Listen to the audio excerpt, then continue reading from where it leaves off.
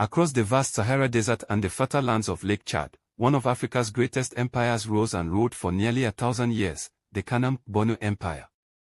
The story began in the 9th century, when the Kanembu people established the Kanem Empire under the Sefwa dynasty. Their capital, Njimi, became a thriving center of trade along the trans-Saharan routes.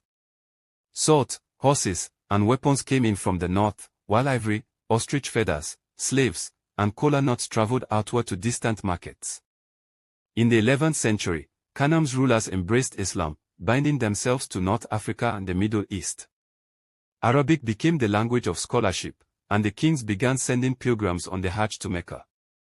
Kanem was no longer an isolated kingdom but part of a global Islamic world.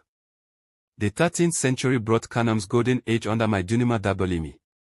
At its height, the empire stretched across Chad, Niger, Nigeria, Libya, and Sudan. Dunima built mosques, promoted Islam, and expanded the empire's influence. Yet constant rebellions and invasions from the Bulola nomads placed the empire under strain. By the 14th century, the pressure grew unbearable. The Sefwa dynasty was forced to abandon Njimi and migrate westward to Bornu, on the opposite side of Lake Chad. From this new base, a new era emerged, the Kanem Bornu Empire, with its capital at Ngazagomo. The empire's greatest ruler came in the 16th century, Maidres Aluma. He was both a warrior and a reformer. Aluma modernized his army with firearms, introduced irrigation and new crops, and strengthened Islamic law. His cavalry dominated the savannah, and Kanem Bornu became one of the strongest Islamic states in Africa. After Aluma, the empire began to weaken. Civil wars, nomadic raids, and competition in trade eroded its power.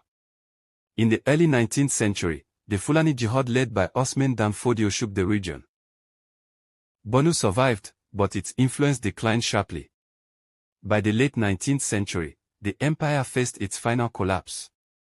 In 1893, Robert Zubair invaded Bornu, and soon afterward, European colonial powers, Britain, France, and Germany, divided the region during the scramble for Africa. 1,000 years of Kanem Bornu rule came to an end. Yet its legacy endured. The Sefwa dynasty lasted nearly a millennium, one of the longest dynasties in world history. The Kanuri people of Nigeria, Chad, Niger, and Cameroon still preserve its culture. Even today, the traditional title of Shehu of Bornu continues, a living reminder of a kingdom of warriors, traders, and scholars that once stood at the heart of Africa.